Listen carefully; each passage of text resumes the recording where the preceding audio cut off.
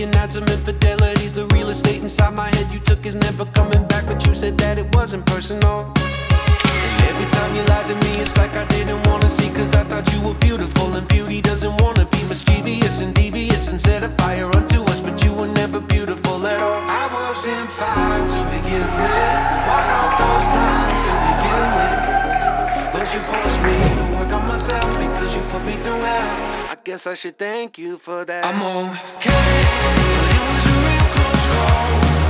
You went from a wall to a